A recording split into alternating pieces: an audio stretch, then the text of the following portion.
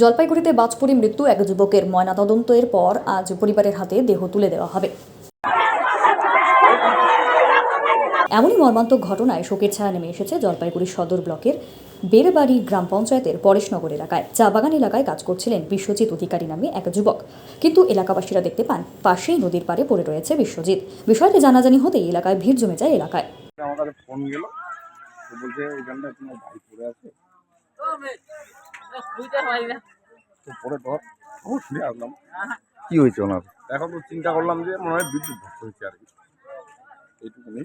জায়গাটার নাম কি আর ওনার নাম কি? ওনার নাম বিশ্বজিৎ অধিকারী। আর ঠিক আছে, এই জায়গাটা তিননাথ বলে পরিচিত। কোন গ্রাম পঞ্চায়েত? এটা পরেশনগর নগর Berubari GP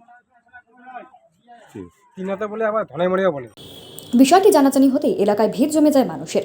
Jalpaiguri medical college এবং হাসপাতালের অধীন সুপার স্পেশালিটি হাসপাতালে নিয়ে গেলে কর্তব্যরত চিকিৎসক তাকে মৃত বলে ঘোষণা করে। খবর পেয়ে ঘটনাস্থলে পৌঁছায় মানিকগঞ্জ আউটপোস্টের পুলিশ। বিষয়টি তারা খতিয়ে দেখছেন, যদিও ময়নাতদন্তের রিপোর্টে মৃত্যুর প্রকৃত কারণ জানা যাবে বলে পুলিশ সূত্রে খবর। যে এখানে নিতাই অধিকারী, তার ছোট ছেলে, তার নাম হচ্ছে বিশ্বজিৎ অধিকারী, এই নদীর ধারে পড়ে আছে এবং কি 2-4 জন এসে দেখছে মারাও গেছে।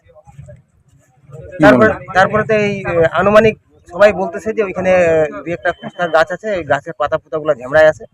সবাই বলছে যে বিদ্যুৎ পড়ছে, বাজ পরে মারা গেছে, এরকমই সবারই মুখে একই কথা।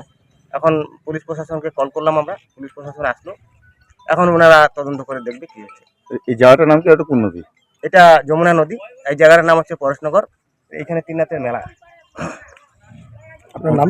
আমার নাম রঞ্জিত রবিদাস। বয়স কত হবে? বয়স আনুমানিক 35। ধন্যবাদ।